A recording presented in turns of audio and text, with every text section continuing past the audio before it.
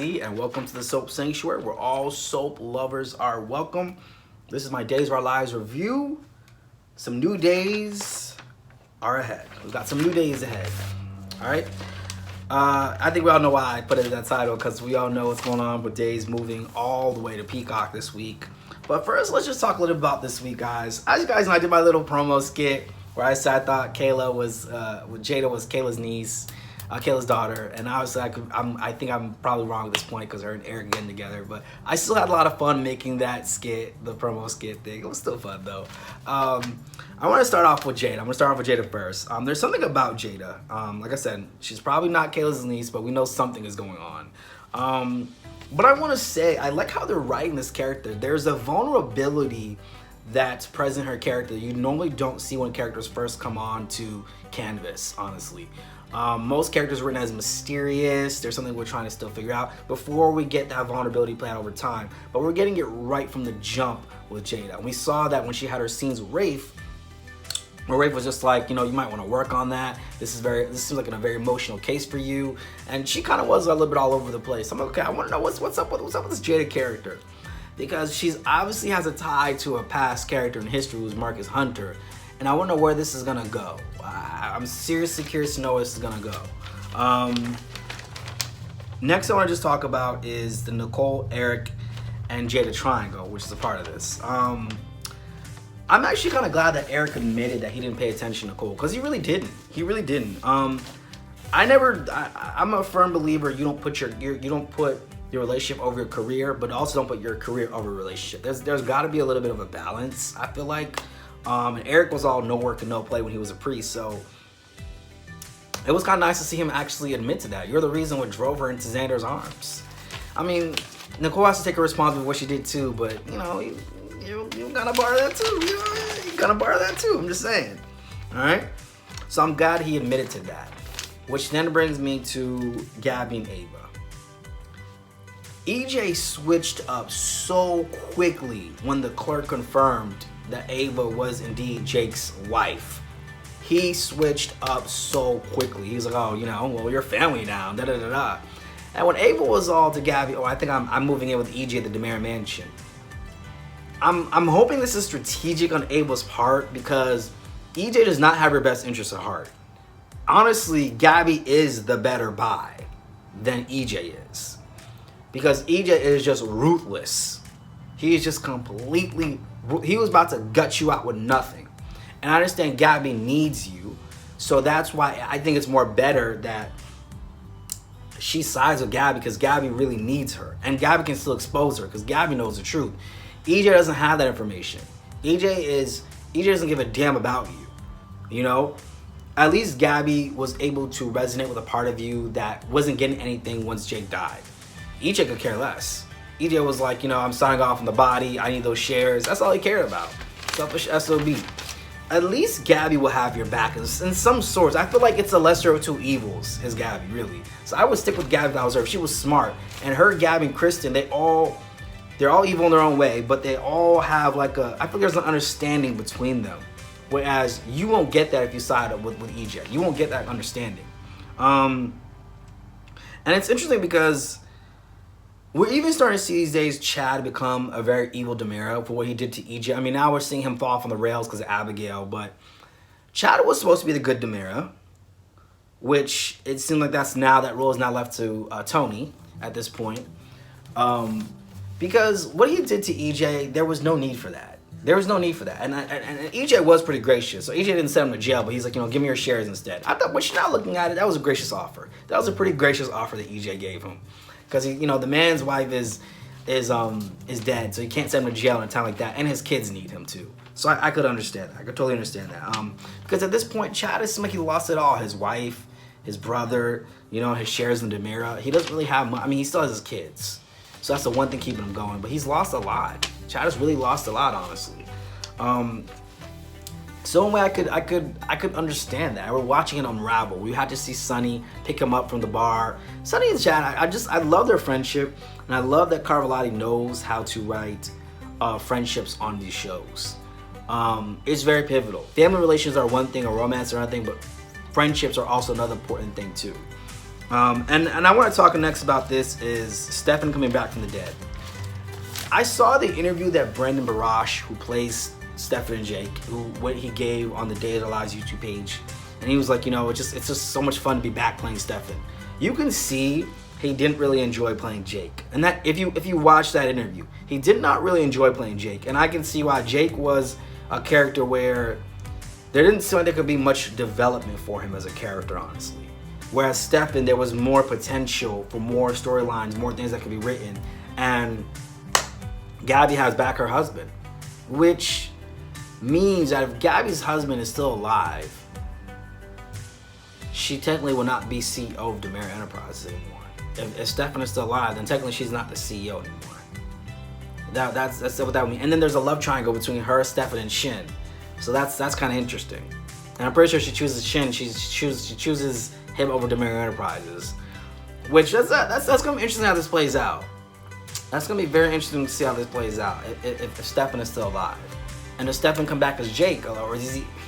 I don't know how they're gonna do this. I don't know how they're gonna do this, guys. I don't know. I'm gonna bear with them and see them through this. I don't know how they're gonna do this.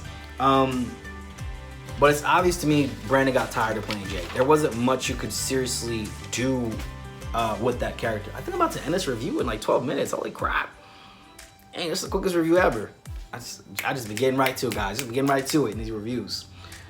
Unless I want to talk about Gwen and Abigail, this whole thing, I don't think Gwen killed Abigail. And I'm going to tell you why I don't think so. And I strongly don't feel that way. Because when Rex turned up this week, right, because he was there as alibi, and he just, to me, that felt so out of nowhere when he came in. If he was able to turn up like that so quickly like that in the middle of this week, then it leads me to believe that he's not the only character we'll see just pop up out of nowhere, which leads me to believe this character's not even on canvas. It's kind of like with the text message killer on General Hospital when we found out it was Diego Alcazar, and I knew there was a possibility that it was at first I thought it was Alcazar, but here's the deal, right?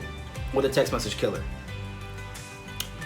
I think it was Bob Gouza. He said in Soap Opera Weekly at this time that all he could say was a killer was somebody from the past. So we knew that it was nobody currently on canvas at that time. And all roads pointed to Alcazar, which it was an Alcazar. It just wasn't Lorenzo Alcazar. It was Diego Alcazar. So the thing with this is that I do believe it's somebody. I'm trying to think like who would have a motive off canvas to kill Abigail? Who would have that motive? That's what I'm thinking right now. Who would have a motive to kill Abigail that's not currently on canvas right now?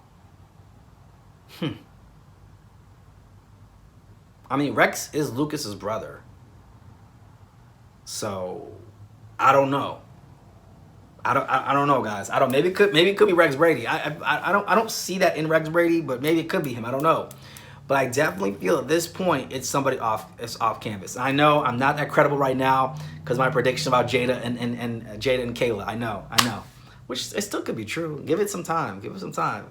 It hasn't necessarily been established that that's not her mother, though. I don't know. But I think at this point, it's somebody off canvas who killed Abigail. That would make the most sense to me at this point. I don't think it was Gwen. I think Gwen saw Abigail murdered and left, but it wasn't Gwen. I don't think it was Gwen at all. I want to talk next about Paulina and Chanel. The conversation they had about, Chanel realizing that the reason why her mother was co-signing Johnny was because Johnny was a guy. I didn't see that coming. I thought it was because he had the Demira money, and she just honestly thought that he was a better match for her. So when it was because Johnny was a guy, not a girl, I really didn't see that coming. But that was a very realistic conversation in my eyes, because I feel like for any parent, that would be an adjustment for them. No matter how open-minded they are or aren't, I think it would be an adjustment.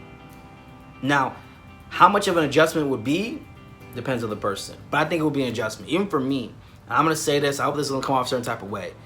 If I had a child that told me, because I like to put myself in other people's shoes, right? If I had a child that told me that they were transgender, that would be an adjustment for me. I'm not gonna lie, it would be an adjustment. Not like a negative one, but it would be something I would really have to adjust to.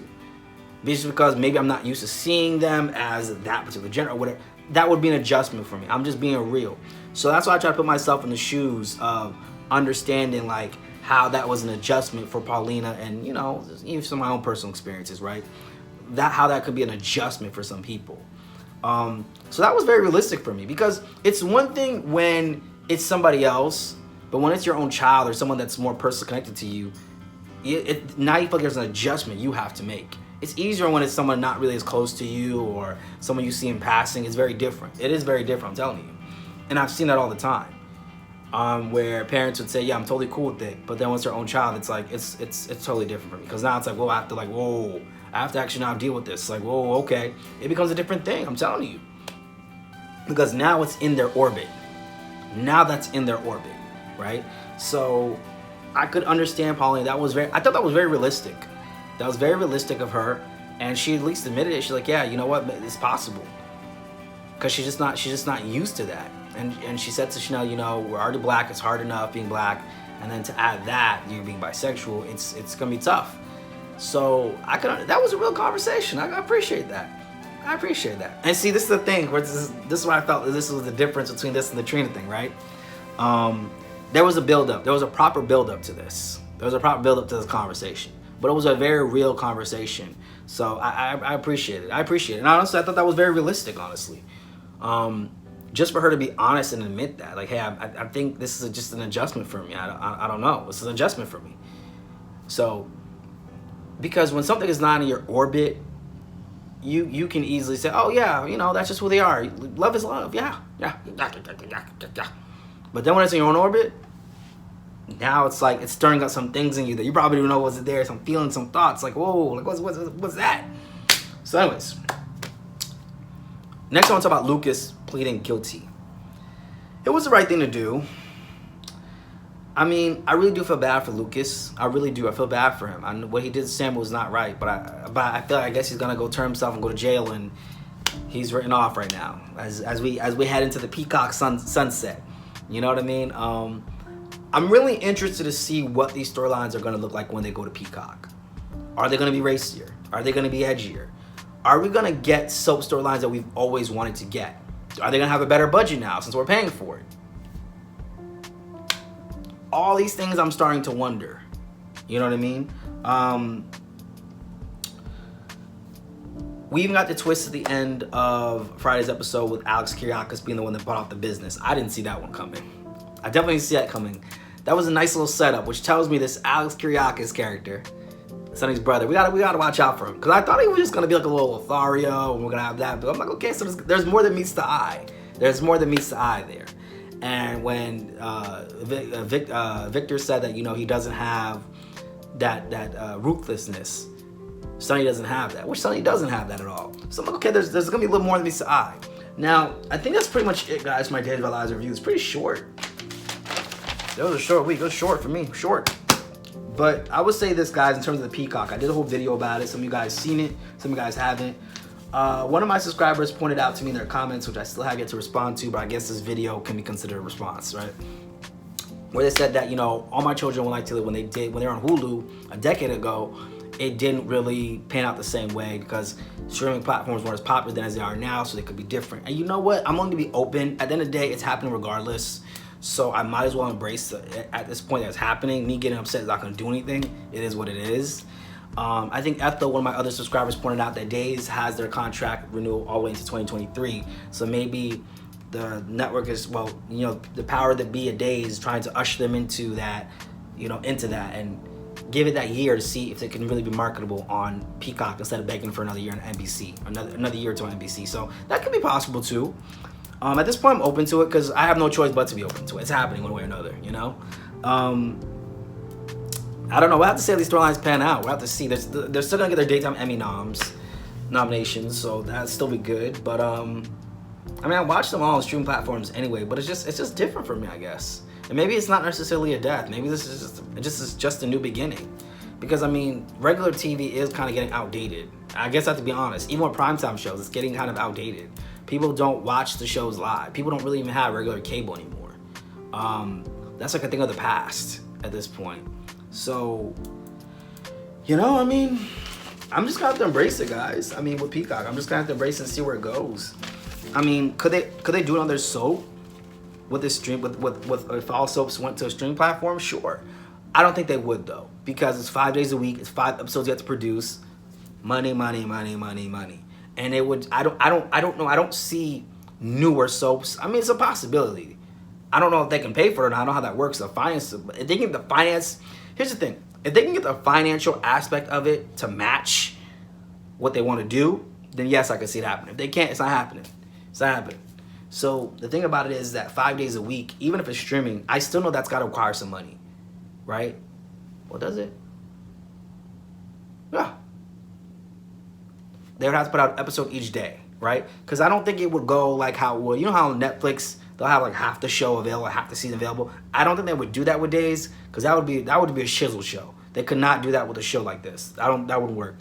One, we're not used to that. All like 15 episodes being all released at once. Two, the spoilers, the this, the that, it just wouldn't work. It wouldn't work. And then people cancel their subscriptions halfway through. They know better. That's not gonna work. They know better. But I don't know if they would do a new soap, because to drop a new episode every day, 5 days a week, I just don't know if they could, if the money would still be there to do that. I think the money could be there for Days, but for more soaps to do, I don't know. Which I think they're taking a gamble to see how this is gonna go. It's a gamble one way or another. That much I know. So I don't know. I can't really speak on that, guys. It did feel like a death.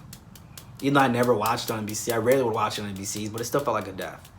But anyways, guys, that's my Days of Our Lives review. Some new days are ahead, guys. That is my Days of Our Lives review, and that concludes all of my reviews for today. I'm gonna try to get out EastEnders, Scheme Psalm, and Gomorrah tomorrow. If I don't, I don't. Like, it's a lot going on here. I'm out of breath. My throat is dry. Doing these reviews back to back. Oh, Lord. You know what this reminds me of? My cousin went to the Steve Wilkos show. You know Steve Wilkos? He was the security guard in Jerry Springer. They got his own show. She told me she went to his taping. This was like years ago. And she said pretty much what they do is that they do 5 tapings in one day with the same audience. So one taping was done, then they do the next taping. Then they do the next taping. So they're there for like hours, taping after taping after taping after taping. It's not like a new taping each day. Which makes sense. They got the studio space, the actors, all that stuff. They're trying to get everything done in one day. But they don't know what's going to happen to the host. He might get in a car accident the next day, might not be able to show up for work. So they try to get everything done in one sitting as much as possible. So that's pretty much how I feel right now, doing all these reviews all at once. Oh my Lord. Whew, my Lanta. I need to start doing half of these on Friday. It would just be easier for me. Oh my God. All right, guys. That's my Days of Our Lives review. Some new days are ahead. I'm going to see you guys in the next one, guys. I'm out.